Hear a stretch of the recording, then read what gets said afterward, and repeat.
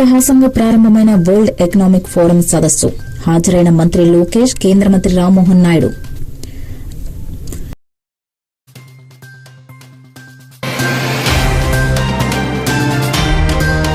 రెండో రోజు దావోస్లో సీఎం రేవంత్ రెడ్డి పర్యటన, పరిశ్రమలకు చెందిన నిపుణులు, పారిశ్రామికవేత్తలతో భేటీ అయిన మంత్రులు.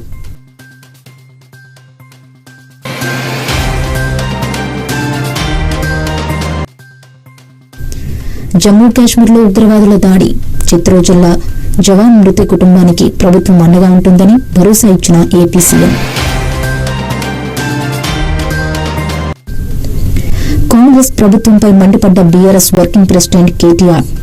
ఒకే రోజున 4 రైతులను ప్రభుత్వం పట్టున పెట్టుకుంది అంటూ మండిపాటు.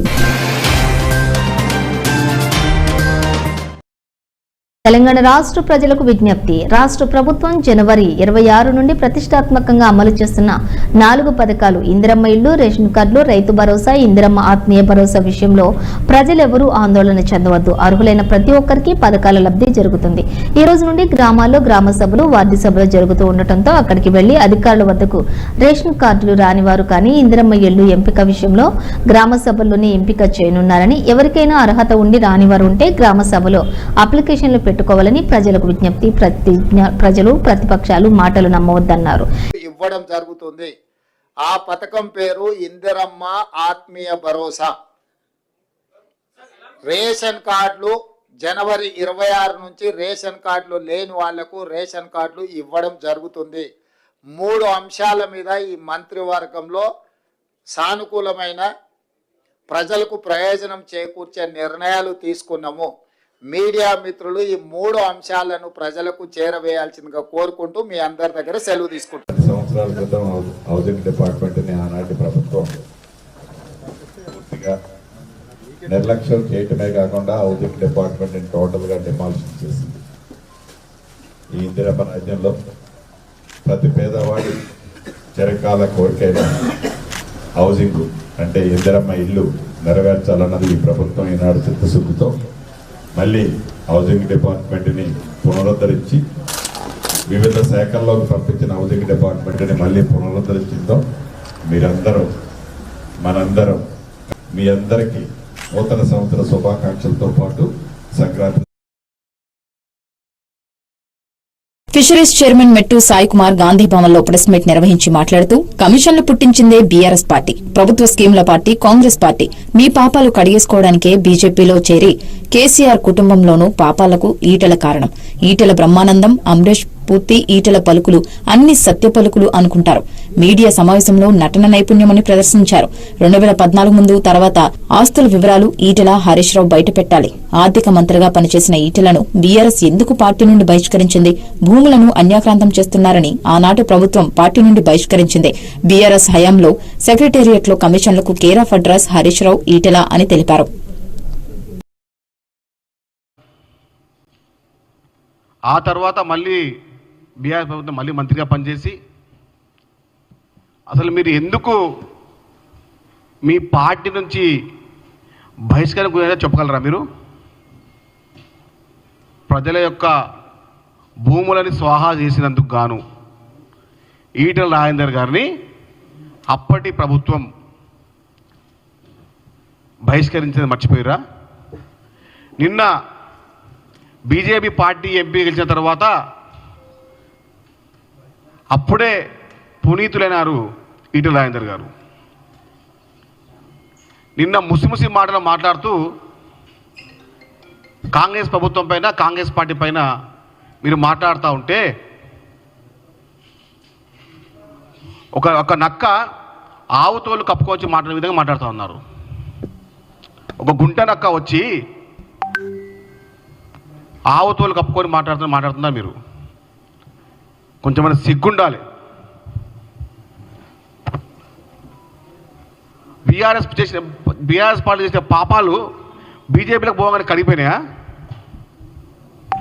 2014 నుంచి 2018 వరకు ఆర్థిక శాఖ మంత్రిగా పనిచేసినటువంటి మీరు కమిషన్ అనే పదాన్ని పుట్టించిందే మీరు. సాయంత్రం అయిన తర్వాత సెక్రటరియట్లో మీ క్యామర్లో అర్ధరాత్రి వరకు ఎందుకుంటుండే పబ్లిక్ క్యాడరు కమిషన్ కాదా? కమిషన్ డిసైడ్ అయింది ఎవరు డిసైడ్ చేసిర్రు? అప్పుడు హరీష్ రావు, అప్పుడు ఈటల రాజేందర్ ఇద్దరే. మీరు కమిషన్లు తీసుకొని అందరు మీలాగా పనిచేసుకుంటారా? కమిషన్లకు care of ID card Aadhaar card ఉన్నారా అంటే అది హరీష్ రావు, ఈటల రాజేందర్. అప్పుడు ఆ సమయంలో ఈటల ముసిముసి నవ్వుకు మాట్లాడుతూ ఉన్నాడు, బ్రహ్మానందం మాట మాట్లాడుతూ ఉన్నాడు. తనకు తాను హీరో అనుకునే వ్యక్తి, కామెడీ కన్నా ఆదో నటుడు ఎవరంటే అది ఈటల రాజేందర్ మాత్రమే. అసలు మనిషివేనా అసలు నువ్వు? 2014 సంవత్సరంలో ఆర్థిక మంత్రిగా ప్రమాణం చేసి సెక్రటరియట్ని ఒక కమిషన్ అడ్డగా ఓరా చేసింది మీరు కాదా? సాయంత్రం 5 కాగానే సెక్రటరియట్లో కూర్చొని దందా చేసింది ఎవరు? ఇదే ఈటల రాజేందర్ కాదా? కమిషన్ లేకుండా బిల్లు ఆపింది ఎవరు? అప్పటి ఆర్థిక మంత్రి ఈటల రాజేందర్ కాదా? దాన్ని కంటిన్యూ ఎవరు చేసింది? హరీష్ రావు చేసిండు. ఈ ఇద్దరు తోడు దొంగలు ఒక వారం మీరు మాట్లాడతారు, ఒక వారం ఆయన మాట్లాడతాడు. ఇప్పుడు కూడా మనం ఫోన్ లిస్ట్ కాల్ చూస్తుంటే హరీష్ రావు నుంచి ఈటల రాజేందర్కి ఫోన్ పోతుంటాయి, ఈటల నుంచి హరీష్ రావు ఫోన్ పోతూ ఉంటాయి. మరి ఇద్దరు వేరే పార్టీ, మరి ఒక బీజేపీ ఒకటి బీఆర్ఎస్. అర్ధరాత్రి ముచ్చట్లు మాట్లాడుతూ ఉంటారు ఇద్దరే. ఈటల రాజేందర్గా ఆ తర్వాత మళ్ళీ భారతీయ రైల్వే టికెట్ల వ్యవస్థలో టికెట్ల అమ్మకం మరియు బ్లాక్ మార్కెటింగ్ యొక్క నిరంతర సమస్య ముఖ్యంగా రద్దీగా ఉండే ప్రయాణ సమయంలో గణనీయమైన సవాలును సూచిస్తుంది. ఈ చట్టవిరుద్ధ కార్యకలాపాలు చట్టబద్దమైన ప్రయాణికులకు సమానమైన టికెట్ల ప్రాప్యతను దెబ్బతీయడమే కాకుండా రైల్వే వ్యవస్థపై ప్రజల విశ్వాసాన్ని దెబ్బతీస్తాయి. ప్రతిస్పందనగా రైల్వే ప్రొటెక్షన్ ఫోర్స్ ఈ సమస్యను పరిష్కరించడానికి మరియు రైల్వే సేవలకు న్యాయపరమైన ప్రాప్యతను నిర్ధారించడానికి సమగ్రమైన మరియు బహుముఖ వ్యూహాన్ని అమలు చేసింది. ఆర్పీఎఫ్ చేపట్టిన చర్యలు క్రమం తప్పకుండా దాడులు మరియు చర్యలు, డిజిటల్ నిఘా, ఐఆర్సీటీసీతో సహకారం, అవగాహన ప్రచారాలు, సాంకేతిక పరిజ్ఞానం, సమీకృతం, చట్టపరమైన సహాయం, ఆర్పీఎఫ్ ప్రయత్నాల ప్రభావం రైల్వే టికెట్ల అక్రమ రవాణాను పరిష్కరించడానికి రైల్వే దక్షిణ దళం యొక్క దృఢమైన మరియు సమగ్రమైన విధానం రైల్వే టికెట్ల కార్యకలాపాలలో న్యాయంగా మరియు పారదర్శకతను దాని అచంచలమైన నిబద్ధతను నొక్కి చెబుతుంది. వ్యూహాలు అభివృద్ధి చెందుతున్న కొద్దీ అవి మరింత సురక్షితమైన మరియు సమానమైన రైల్వే వ్యవస్థను వాగ్దానం చేస్తాయి, అందరి ప్రయాణికులకు సజావుగా మరియు న్యాయమైన ప్రయాణ అనుభవాన్ని అందిస్తాయి.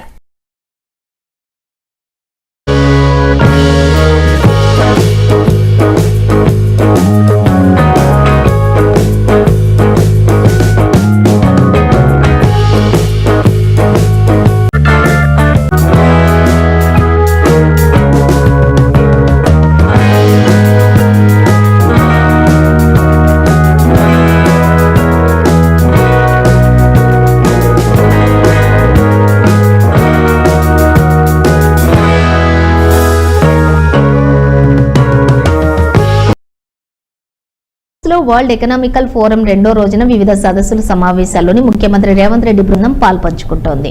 స్విట్జర్లాండ్లోని దావోస్లోని వరల్డ్ ఎకనామిక్ ఫోరం 55వ వార్షిక సదస్సు 3 రోజుల పాటు జరుగుతోంది. ఈసారి సమావేశాల్లోని ఇండస్ట్రీస్ ఇన్ ఇంటెలిజెంట్ ఏజ్ అనే థీమ్ వరల్డ్ లో ఎకనామిక్ ఫోరం ఎంచుకుంది.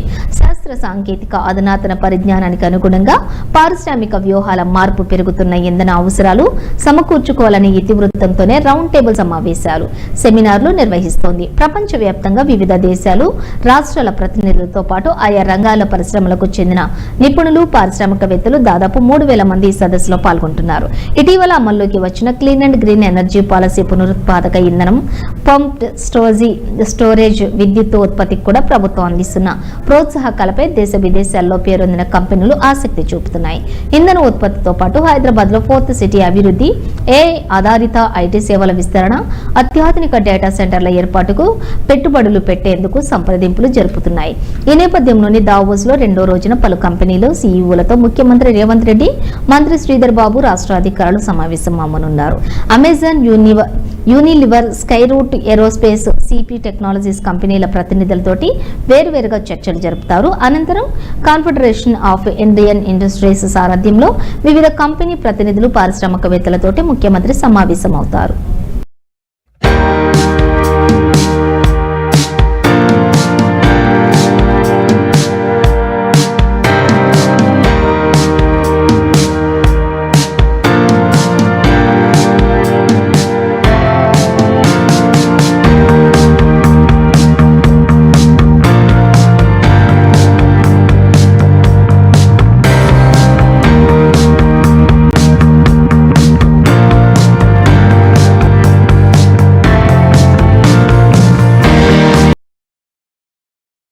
డాక్టర్ బిఆర్ అంబేద్కర్ తెలంగాణ సచివాలయం సంఘం ఆధ్వర్యంలో సచివాలయంలో 21/1/2025 రోజు నూతన సంవత్సరం 2025 క్యాలెండర్ ను ఆవిష్కరణ చేయడం జరిగింది. ఈ కార్యక్రమానికి రవాణా, బీసీ సంక్షేమ శాఖ మంత్రివర్యులు పొన్నం ప్రభాకర్, ఎం కోదండరాం పాల్గొన్నారు. ఈ సందర్భంగా మంత్రివర్యులు పొన్నం ప్రభాకర్ మాట్లాడుతూ ఉద్యోగులు ఫైల్స్ విషయంలో ఆలస్యం చేయకుండా ప్రభుత్వానికి మంచి పేరు తీసుకుని రావాలని కోరారు. ప్రభుత్వం ఉద్యోగుల సంక్షేమం కోసం కట్టుబడి ఉంది అని తెలిపారు. ఉద్యోగుల సమస్యలు ఏవైనా ఉంటే తన దృష్టికి తీసుకుని రావాలని సూచించారు. ప్రొఫెసర్ ఎం కోదండరాం ఎమ్మెల్సీ మాట్లాడుతూ ఉద్యోగుల సమస్యల పరిష్కారం కోసం ప్రభుత్వంతో కలిసి పనిచేద్దామని తెలిపారు. ముఖ్యంగా ఉద్యోగుల పెండింగ్ బిల్స్, హెల్త్ కార్డ్స్ కోసం తన వైపున నుండి కృషి చేస్తానని తెలిపారు. అలాగే ఉద్యోగుల సమస్యలు ఏవైనా తన దృష్టికి తీసుకుని రావాలని, వాటిని ప్రభుత్వం దృష్టికి తీసుకెళ్లి పరిష్కారం కోసం కృషి చేస్తానని తెలిపారు. అలాగే ఉద్యోగులు మంచి సేవలు అందించి ప్రభుత్వానికి గొప్ప పేరు తీసుకుని రావాలని కోరారు.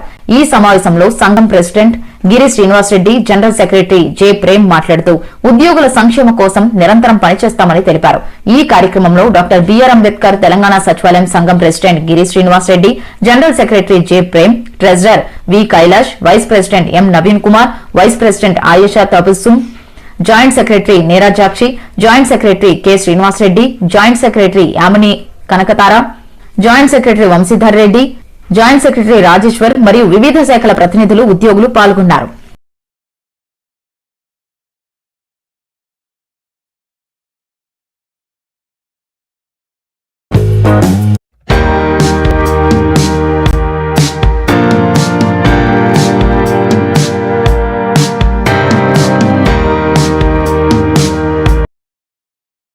విశాఖ పరవాడ ఫార్మాసిటీలో భారీ అగ్ని ప్రమాదం సంభవించింది. పరవాడ ఫార్మాసిటీలో మంగళవారం తెల్లవారుజామున అగ్ని ప్రమాదం జరిగింది. మెట్రో క్రేన్ కంపెనీలో మంటలు భారీగా ఎగిసిపడ్డాయి.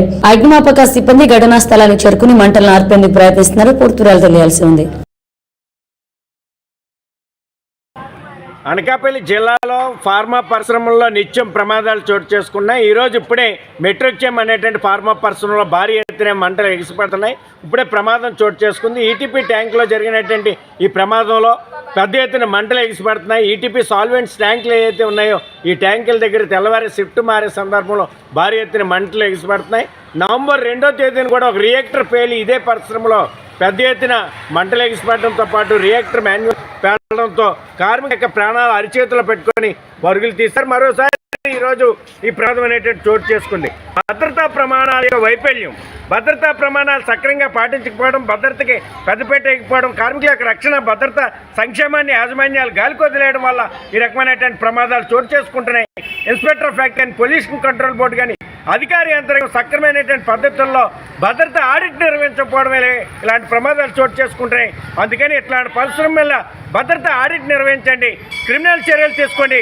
ఆ రకమైనటువంటి చర్యలు తీసుకోకపోతే ఫార్మా పరిశ్రమలో కార్మికుల యొక్క భద్రతని పూర్తిగా గాలికి వదిలేయడం వల్ల కార్మికుల యొక్క జీవితాలు చెలగాటు వాడుతున్నారు. యాజమాన్యాలు లాభాలే పరమార్జంగా వ్యవహరిస్తున్నారు తప్ప కార్మికుల యొక్క రక్షణ కోసం చర్యలు చేపట్టడం లేదు.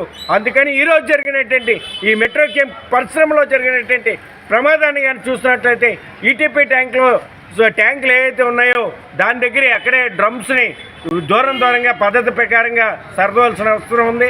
ఒకవేళ ప్రమాదం జరిగితే దాన్ని వెంటనే అదుపు చేయడానికి కావాల్సినటువంటి అన్ని రకాల చర్యలు తీసుకోవడానికి అవకాశాన్ని ఏర్పాటు చేయాలి. ఆ రకమైనటువంటి పరిస్థితులు ఈ ఫార్మా పరిశ్రమలో కనపడడం లేదు. అందుకని ఈ పరిశ్రమ మీద సమగ్రమైన విచారణ చేసి చర్యలు తీసుకోవాలని pharma city staff and workers union CITU demand చేస్తా ఉంది. జ్యూరిచ్ కాలమానం ప్రకారం రాత్రి 8 గంటల ప్రాంతంలో దావోస్ కాంగ్రెస్ సెంటర్ లో వరల్డ్ ఎకనామిక్ ఫోరం సదస్సు అట్టహాసంగా ప్రారంభమైంది. ఈ కార్యక్రమానికి కేంద్ర మంత్రి రామ్మోహన్ నాయుడుతో కలిసి రాష్ట విద్య, ఐటీ, ఎలక్ట్రానిక్స్ శాఖల మంత్రి నారా లోకేష్ హాజరయ్యారు. అనంతరం వరల్డ్ ఎకనామిక్ ఫోరం సదస్సుకు ప్రపంచ వ్యాప్తంగా హాజరైన పారిశ్రామికవేత్తలతో పెట్టుబడుల అవకాశాలు, పొటెన్షియల్ కొలాబరేషన్స్ పై చర్చించేందుకు Davos congress centre plenary hall లాబీలో ఏర్పాటు చేసిన నెట్వర్కింగ్ డిన్నర్ కు ముఖ్యమంత్రి చంద్రబాబు నాయుడు కలిసి మంత్రి నారా లోకేష్, కేంద్ర మంత్రి రామ్మోహన్ నాయుడు, రాష్ట పరిశ్రమల మంత్రి టీజీ భరత్ హాజరయ్యారు. రాష్ట్రంలో పెట్టుబడులకు గల అనుకూలతలను ఈ సందర్భంగా ముఖ్యమంత్రి నేతృత్వంలోని ప్రతినిధి బృందం పారిశ్రామికవేత్తలకు వివరించింది. సంభవం నీకే సంభవం, సంభవం నీకే సంభవం ధర్మ. నా జీవితంలో ఇన్ని దేశాల్లో మీరున్నారని కూడా ఊహించలేదు. నేను మీరు వెళ్తారని కూడా ఊహించలేదు. చెప్పాను చాలా సార్లు, ఎప్పుడు మాట్లాడినా చెప్తూనే ఉంటాను. కానీ దాన్ని అందిపుచ్చుకొని మీరు ఇన్ని దేశాలకు పోతే ఫస్ట్ టైం నేను జైల్లో ఉన్నప్పుడు ఎక్కడెక్కడి నుంచో మీరు డెమాన్స్ట్రేషన్లు చేస్తా ఉంటే ఇన్ని దేశాల్లో తెలుగు వాళ్ళు ఉన్నారా అని నాకే ఆశ్చర్యం కలిగే పరిస్థితి వచ్చింది. అది 1-2 రోజులు చేయాలా మీరు? నేను జైల్లో ఉన్న 53 రోజులు నిరంతరం మీరు ఉద్యమాలు చేశారు. దీనికి నా జీవితాంతం నేను అనుకున్నాను. కొంతమంది చనిపోయినా గుర్తుంటారు కానీ నేను బ్రతుకున్నగానే గుర్తు పెట్టుకున్నారంటే నా జీవితంలో మర్చిపోలేను. అక్కడి నుంచి ఎన్నికలు వచ్చాయి. ఎన్నికల్లో కూడా చాలా సమర్థవంతంగా మేము ఆలోచించాం. రాష్ట్ర భవిష్యత్తు ఒక పక్క, రాజకీయాల్లో ఉండదగ్గ వ్యక్తి కాని వ్యక్తి ఆ రాష్ట్రంలో ముఖ్యమంత్రిగా ఉంటే ఏం జరిగిందో మనం చూసాం. అందుకని అందరం కలవాలనుకున్నాం. తెలుగుదేశం, జనసేన, బీజేపీ 3 పార్టీలు కలిసి పోటీ చేశాం. పోటీ చేస్తే నాకే ఆశ్చర్యం వేస్తుంది. ప్రపంచంలో ఎక్కడెక్కడి నుంచో వచ్చారు. మీరు నెలల తరబడి అక్కడే ఉన్నారు. ఒక్కొక్కరు మీకు ఎంత శక్తి ఉంటే అంత డబ్బులు ఖర్చు పెట్టి ఎన్నికల్లో గెలిపించారంటే ఇది మా జీవితంలో ఎప్పుడూ మర్చిపోలేని సంఘటన. ఇది అప్పుడప్పుడు చరిత్రలో అనుకుంటాం కానీ ఇంత స్ఫూర్తిదాయకమైనటువంటి జాతి ఉండడం, నేను ఆ జాతిలో పుట్టడం నా అదృష్టంగా భావిస్తున్నా. అందుకే మళ్ళీ చెప్తున్నా, మళ్ళీ జన్మ అనేది ఉంటే మళ్ళా తెలుగు జాతిలోనే పుట్టాలని చెప్పి భగవంతుడు కోరుకుంటున్నా. All Swiss Telugu NRIs, Swiss Telugu.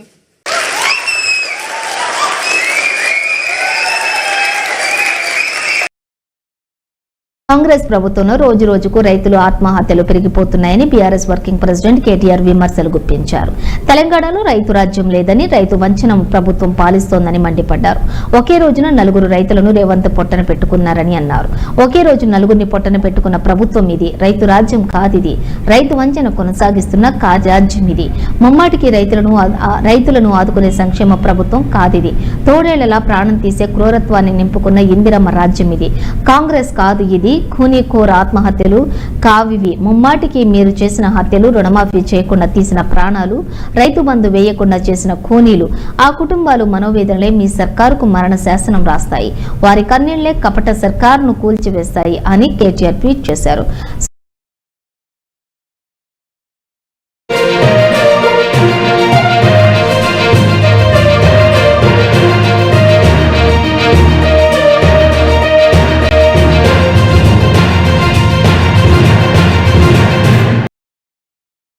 Chittoor జిల్లా బంగారుపాలెం మండలం రాగిమానుపెంట గ్రామానికి చెందిన వరదరాజులు సెల్వి పెద్ద కుమారుడు జవాన్ కార్తిక్ సోమవారం జమ్మూ కాశ్మీర్ లో జరిగిన ఉగ్రవాదుల దాడుల్లో మృతి చెందారు. కాల్పుల్లో బుల్లెట్ తగిలి ఆసుపత్రిలో చికిత్స పొందుతున్నాడని కార్తిక్ తల్లిదండ్రులు సోమవారం ఉదయం సమాచారం అందింది. అయితే సాయంత్రం అతను మృతి చెందినట్లు అధికారులు ఫోన్ ద్వారా సమాచారం ఇచ్చినట్లు కుటుంబీకులు తెలిపారు. కార్తిక్ జమ్మూ కాశ్మీర్ లో జవాన్ గా విధులు నిర్వర్తిస్తుండటంతో గ్రామంలో ప్రజలు తరచూ అతని గురించి అడిగి తెలుసుకునేవారు. ఇప్పుడు అతను అమరుడయ్యాడని తెలియడంతో గ్రామంలో విషాద ఛాయలు అలుముకున్నాయి. మృతదేహాన్ని గ్రామానికి తెప్పించే ప్రయత్నాలు జరుగుతున్నాయి. అయితే ఇటు విషయంపై ఆప్ సీఎం నారా చంద్రబాబు నాయుడు ప్రగాఢ సానుభూతి తెలిపారు. ఆ కుటుంబానికి ప్రభుత్వం అండగా ఉంటుందని భరోసా ఇచ్చారు.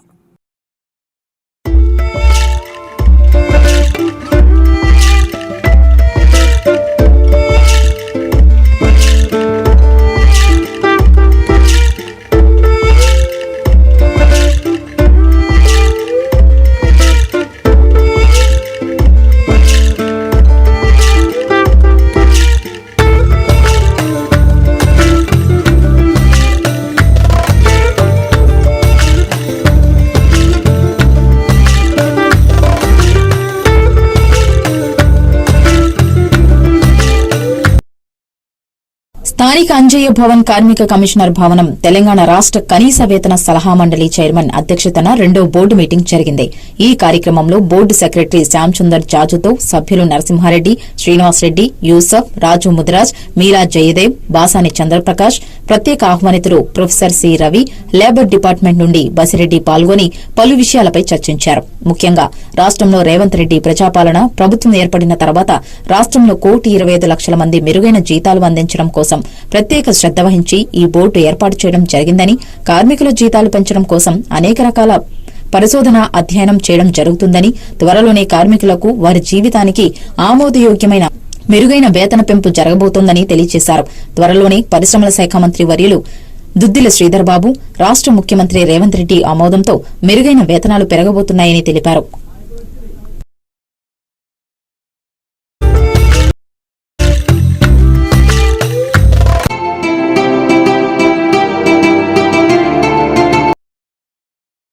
ఇటీవల రాష్ట్ర స్థాయిలో నిర్వహించిన క్యాట్ ఒలింపియాడ్ 2 దశ పోటీ పరీక్షలో Tapeswaram Sri Chaitanya school C batch విద్యార్థులు అద్భుత ప్రతిభ కనపరిచారు. 11 మంది విద్యార్థులు నగదు బహుమతి గెలుపొందిన స్కూల్ ప్రిన్సిపాల్ లక్ష్మీనారాయణ పేర్కొన్నారు.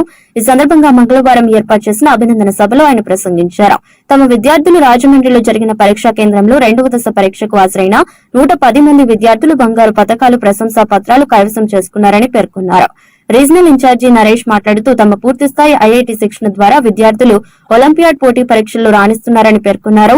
మ్యాథ్స్, ఫిజిక్స్, కెమిస్ట్రీ విభాగాలలో రాణించడం హర్షణీయమని ఎగ్జిక్యూటివ్ ఏజీఎం సురేష్ అన్నారు. కార్యక్రమంలో డీన్ రాఘవరెడ్డి, సి ఇన్ఛార్జ్ మల్లికార్జున్ పాల్గొన్నారు.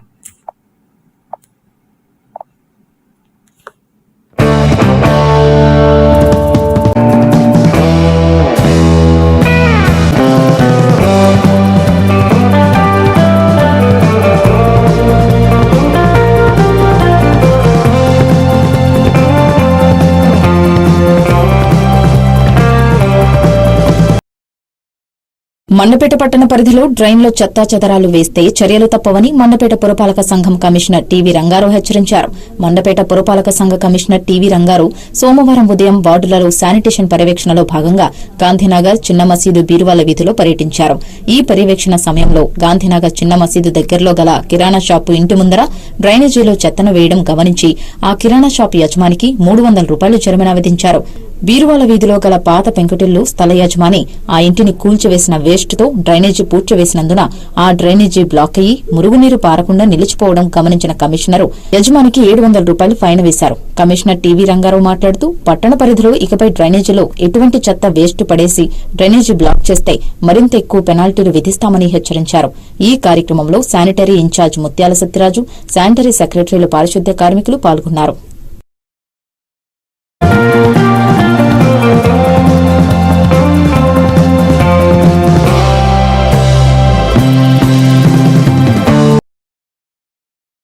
విశాఖ స్టీల్ ప్లాంట్ కు కేంద్ర సహాయం చేసిందని రాష్ట గనులు, భూగర్భ వనరులు, ఎక్సైజ్ శాఖ మంత్రి కొల్లు రవీంద్ర అన్నారు.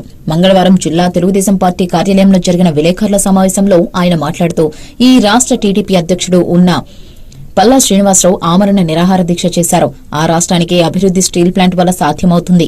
గత వైసీపీ పాలనలో కేవలం భూదోపిడీ కోసం మాత్రమే స్టీల్ ప్లాంట్ వ్యవహారం నడిపారు. రైల్వే జోన్ భవనాలు ప్రధాని చేతుల మీద ప్రారంభించారు. కూటమి ప్రభుత్వానికి ఉన్న చిత్తశుద్ది ఇదే నిదర్శనం. 99% భోగాపురం ఎయిర్పోర్ట్ ఎత్తు పనులు పూర్తయ్యాయి. 37% రన్వే పనులు జరిగాయి. దేశంలో గ్రీన్ ఎనర్జీలో ఆంధ్రప్రదేశ్ ముందుంటుంది. బల్క్ డ్రగ్ పార్క్ ఏర్పాటుకు అడుగులు పడ్డాయి. అనకాపల్లిలో గ్రీన్ స్టీల్ ప్లాంట్ మీద ఆర్సిలర్ సంస్థ మిట్టల్తో సీఎం చంద్రబాబు దావోస్లో ఎంఓయూ చేసుకున్నారు. 5 ఏళ్ల క్రితం జగన్ ప్రభుత్వం విశాఖలో భూములు కొట్టేశారు. దస్పల్లా, వాల్తేరు క్లబ్ భూములు కూడా కొట్టే ప్రయత్నం చేశారు. కేవలం స్టీల్ ప్లాంట్ భూములు కొట్టేసే ప్రయత్నం చేశారు. సమావేశంలో రాష్ట cooperative oil seeds growers federation chairman, జిల్లా తెలుగుదేశం పార్టీ అధ్యకుడు గండి బాబ్జీ, రాష్ట రోడ్లు భవనాల చైర్మన్ ప్రగడ నాగేశ్వరరావు పాల్గొన్నారు. మరి ఇవాళ ప్రభుత్వం కట్టుబడింది అన్ని కార్యక్రమాలకి. ఈరోజు ఆంధ్రప్రదేశ్ రాష్ట్ర ప్రభుత్వం గౌరవ ముఖ్యమంత్రి వర్యులు చంద్రబాబు నాయుడు గారు ఇవాళ టీసీఎస్ సెంటర్స్, లోకేష్ గారు కూడా మొన్న వచ్చి అందరితో కూడా మాట్లాడటం జరిగింది.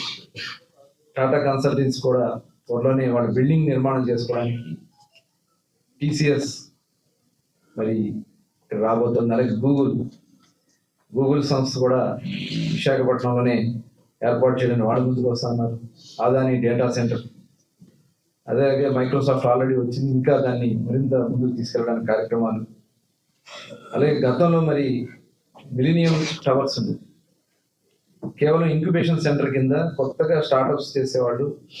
ప్లగ్ అండ్ ప్లే కింద మిలీనియం టవర్స్ నిర్మాణాలు చంద్రబాబు నాయుడు గారు చేస్తే ఆ మిలీనియం టవర్స్ ని వాళ్ళ సొంత అవసరాల కోసం ఉపయోగించుకోవడానికి మరి జగన్మోహన్ రెడ్డి చేసినటువంటి విధానం మనం చూసాం. తిరిగి మళ్ళీ దాన్ని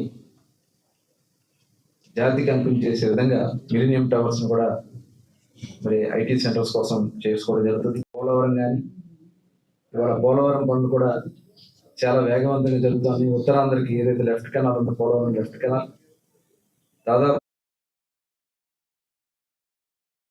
హైదరాబాద్ బసవతారకం క్యాన్సర్ హాస్పిటల్ వద్ద ఎల్ఐసి నేషనల్ అడ్వైజర్ కౌటికే విఠల్ ఆధ్వర్యంలో అతని ఎల్ఐసి పాలసీదారుడు శ్రీ అనంత్ సక్రికంటి పుట్టినరోజు శుభ సందర్భంగా ఈ రోజు మధ్యాహ్నం 1000 మందికి సామూహిక భోజనాలు చేపట్టారు. నిర్వాహకుడు కౌటిల్ విఠల్ మాట్లాడుతూ, యువకులు, ఉత్సాహవంతులు, ప్రముఖ వ్యాపారవేత్త, ఎల్ఐసి విలువైన పాలసీదారులు మాకు అత్యంత ఆప్తులు. అనంత్ సక్రికంటి పుట్టినరోజు జరుపుకోవడం చాలా సంతోషంగా ఉందని తెలుపుతూ, నేషనల్ ఇన్సూరెన్స్ అడ్వైజర్ కౌటిక విఠల్ కి సహకరించిన పాలసీదారులకు ఏదైనా చెయ్యాలని, ఎవరైతే ₹1 కోటి ప్రీమియం కడుతున్న పాలసీదారుని యొక్క జన్మదినం అయినటువంటి వారి పేరు మీద సుమారు 1000 మందికి పైగా భోజనాలు చేపట్టాలని నిర్ణయించుకున్నట్లు తెలిపారు. ఈ కార్యక్రమంలో ముఖ్య అతిథులుగా ప్రముఖ న్యాయవాది మాడుపల్లి రవిగుప్తా, రామస్వామి మరియు పలువురు మిత్రులు మరియు కుటుంబ సభ్యులు కలిసి పాల్గొన్నారు.